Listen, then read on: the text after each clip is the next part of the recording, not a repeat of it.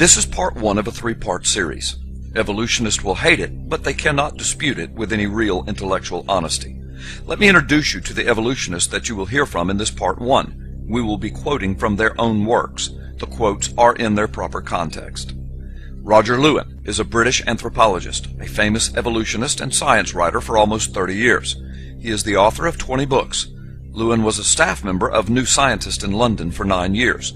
He went to Washington, D.C. to write for the publication Science for 10 years as the news editor. Lewin wrote 4 books with Richard Leakey, one of his most famous being Origins, published in 1977. Alfred Russel Wallace was a British naturalist, explorer, geographer, anthropologist, and biologist. He is best known for independently proposing a theory of natural selection, which then prompted Charles Darwin to publish his own theory. Professor Robert Broom was a South African doctor and paleontologist. From 1903 to 1910, he was professor of zoology and geology at Victoria College in South Africa. Subsequently, he became keeper of vertebrate paleontology at the South African Museum in Cape Town. He was an ardent evolutionist. Now for the quotes.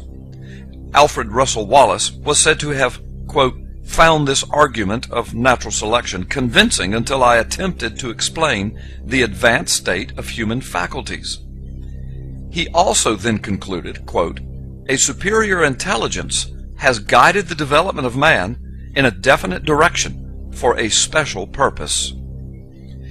Roger Lewin proclaimed of the gap between people and animals, quote, our intelligence, our reflective consciousness, our extreme technological facility, our complex spoken language, our sense of moral and ethical values, each of these is apparently sufficient to set us apart from nature. Together, they are seen to give us dominion over nature.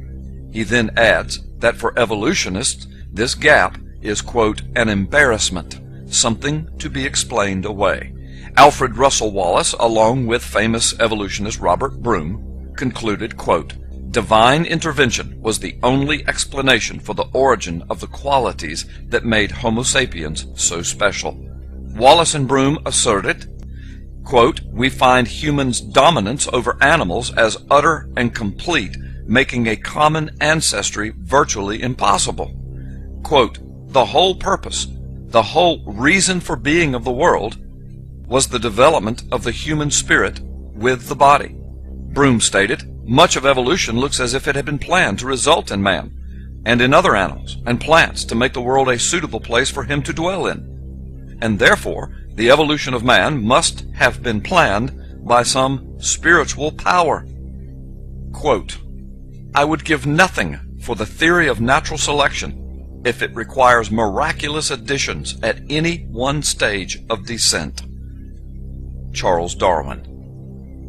Well, Mr. Darwin, several of your own colleagues and supporters attest that natural selection does require miraculous additions. How embarrassing.